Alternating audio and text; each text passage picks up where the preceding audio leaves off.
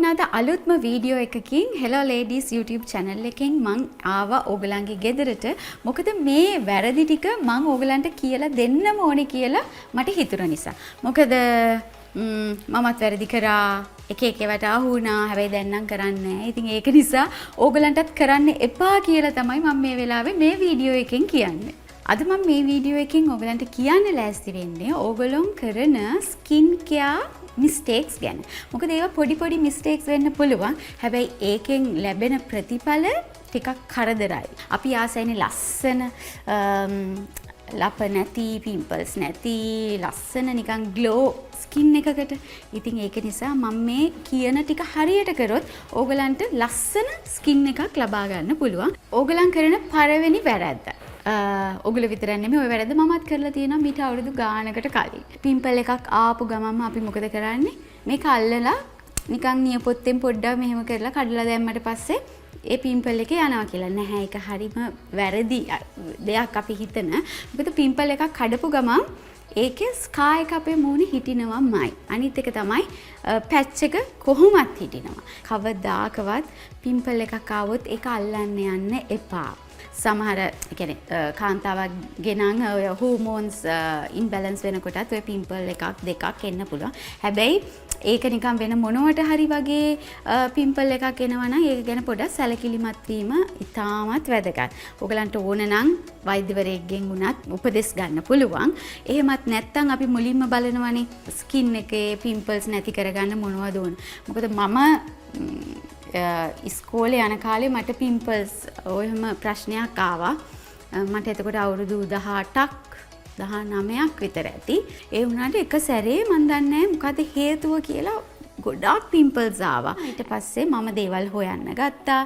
මොනවද මේකට ගැලපෙන්නේ කියලා. ඒ විදිහට නිවැරදි ආකාරයට මම ආපු නිසා මට ඒ දේවල් නැති කරගන්න පුළුවන්කම ලැබුණා. ආවට ගියාට අරයා කියයි මේක ගන්න අයියෝ මේක ගෑවම හරියයි කියලා. මොකද හැමදේම හැම කෙනෙකුටම හරියන්නේ නැහනේ.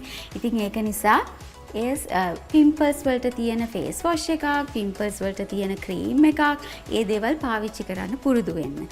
අනිත් එක පිම්පල් තියෙන කෙනෙක් කවදාකවත් ස්ක්‍රබ් කරන්න යන්න එපා. ඒක හොඳ නැහැ. මොකද පිම්පල් එක දැන් මොන හරි ගාලා අඩු කරගන්න පුළුවන්. ඊට පස්සේ අපේ සෙකන්ඩ් ස්ටෙප් එක විදියට තමයි අපි මේ මාක්ස් නැති කරගන්න ඕනේ. පිම්පලුයි මාක්ස්ුයි එක සැරේ නැති කරගන්න අපිට බෑ. ඉතින් ඒක නිසා ඔයගොල්ලෝ ඒ වැරද්ද කරන්න එපා. ඔන්න අපි කරන තවත් වැරද්දක් තමයි බොඩි එක පිහදාන ගන්න ටවල් එකම අපි මූණත් පිහදානවා. ඒක කරන්නම හොඳ නැති දෙයක්. ඇඟ කියන දේ ටිකක් තදට පිහදානවනේ. හැබැයි මූණට එහෙම කරන්න හොඳ නෑ. මූණේ තියෙන්නේ හරිම සෙන්සිටිව් ස්කින් එකක්. අපි මුහුණ හැම වෙලාවෙම මෙහෙම, ඒ කියන්නේ අදින්න හොඳ නෑ, මෙහෙම පිහදාන්න හොඳ නෑ. මේව තෙත මාතු කරන එක තමයි අපි ටවල් එකකින් උත් කරන්න ඕනේ. මොකද නැත්තම් ටක් ගාලා මුහුණේ තියෙන හැම එල්ලා වැටෙන්න ගන්නවා. ඉතින් ඒකත් කරන ලොකු වැරැද්දක්. අනිත් එක ටිකක් soft towel එකක් use කරන්න. ඝනකම towel එකක් මූණට use කරන්න එපා. අනිත් එක ඔළුව පිහදාලා දැන් සමහර අයගේ dandruff තියෙනවා. ඉතින් ඒකත් හොඳ නෑ. මොකද dandruff කියන දේ මූණට ආවොත් අනිවාර්යයෙන්ම pimples එනවා. ගොඩක් අයට හිතා ගන්න බෑ කොහොමද මේ මට pimples ආවේ? ඇයි මම තෙල් කෑවද? නැත්තම් ගාපු එකක් ඇලර්ජි වෙලාද? මොකද්ද කියලා හොයාගන්නත් බෑ. ඉතින් ඒක නිසා මොකද dandruff වලිනුත් මූණ අවලස්සන වෙන්න තියෙන ප්‍රතිශතය වැඩි. pimples තියෙන ප්‍රතිශතය වැඩි. ඒක නිසා මතක ඇතුව ටවල්ස් දෙකක් පාවිච්චි කරන්න. ඕගොල්ලෝ කරන තුන්වෙනි වැරද්ද ගැන තමයි මම මේ කියන්න හදන්නේ. මොකද ෆැන්සි ෂොප් එකකට ගියාම හරි සුපර් මාකට් එකකට ගියාම හරි මොන හරි ප්‍රොඩක්ට් එකක් ගන්න හොඳට හිතලා බලලා ගන්න. මොකද ආවට ගියාට නිෂ්පාදන ගන්න එපා. මොකද මම අහලා තියෙනවා සමහරක් වෙලාවට ගොඩක් අය ගිහිල්ලා අහනවා වැඩිපුරම මූව් වෙන්නේ මොකද්ද? වැඩිපුරම රිසල්ට් එන්නේ ඉක්මනට රිසල්ට් එන්නේ මොකද්ද කියලා. ඉක්මන් කොටයි මතක තියාගන්න. ඒක නිසා හදිසි වෙන්න එපා. ස්පෙෂලි රූපය ගැන තියෙන ප්‍රශ්නවලදී හදිසි වුණොත් අපිට තවත් කරදර වලට මුහුණ දෙන්න වෙනවා. ප්‍රමිතිය ගැන හොඳට බලන්න. මොකද හොඳ ප්‍රමිතියක් තියෙන නිෂ්පාදන පාවිච්චි කළොත් කවදාකවත් අපි අමාරුවේ වැටෙන්නේ නැහැ. ඒකෙන් හැබැයි අද ගහලා හෙට ප්‍රතිඵල නැති වෙන්න පුළුවන්. හැබැයි මාසයක් දෙකක් තුනක් පාවිච්චි කරනකොට අපිට ඒකෙන් ඉතාමත් හොඳ ප්‍රතිඵල ලබා ගන්න පුළුවන්. ඕගොල්ලෝ හොඳට බලන්න ප්‍රොඩක්ට් එකක් ගන්න යනකොට මොකද්ද Tamanට තියෙන අවශ්‍යතාවය කියලා. කොයි විදිහේ අපිට මොනවද අපි බලාපොරොත්තු වෙන්නේ ප්‍රොඩක්ට් එකකින්. මේක ඩේ ක්‍රීම් එකක්. ඉතින් දැන් අර මේකේ නම් පිටිපස්සේ ඔක්කොම දාලා තිනවා මේකේ අන්තර්ගතය මොනවද කියන එක. මේකේ සැෆ්‍රන් කහ තියෙනවා, ඒත් එක්කම කොකනට් තියෙනවා, ලෙමන් තියෙනවා, මිල්ක් තියෙනවා. මේ දේවල් තමයි මේ තුල අන්තර්ගත වෙලා තියෙන්නේ. ඒකට අපේ ස්කින් එකට ගැලපෙන්නේ මොකද්ද? මට තියෙන ස්කින් ටයිප් එක මොකද්ද? ඒක අනුවත් අපි තෝරගන්න ඕනේ නිෂ්පාදන හරියට. අනිත් එක තමයි හොඳට මතක තියාගන්න ප්‍රමිතිය වගේම ආයුර්වේද දෙපාර්තමේන්තුවේ සහතිකය තියනවද කියලාත් බලන්න. මොකද මේ වගේ ප්‍රොඩක්ට් එකක් නම් අනිවාර්යයෙන්ම ආයුර්වේද දෙපාර්තමේන්තුවේ සහතිකය තියෙනවා. ඔය දැන් එක එක තැන්වල විකුණනවනේ නමක් නෑ, ඇඩ්‍රස් එකක් නෑ, ඉන්ග්‍රේඩියන්ට්ස් මොනවද කියලා දන්නේ නෑ. හැබැයි සුදු වෙනවා කියලා ක්‍රීම් විකුණනවා. ඉතින් අපේ අය ඉක්මනට ප්‍රතිඵල ඕන නිසා අරගෙන පාවිච්චි කරනවා. ඒ වගේ දේවල් වලට යන්න එපා. මතක ඇතුව මම මේ හරි ආදරෙන් ඔයගලන්ට කියන්නේ ආයුර්වේද දෙපාර්තමේන්තුවේ තත්ත්ව සහතිකය තියනවාද කියලා අනිවාර්යයෙන්ම බලන්න ප්‍රොඩක්ට් එකක් පාවිච්චි කරන්න කලින්.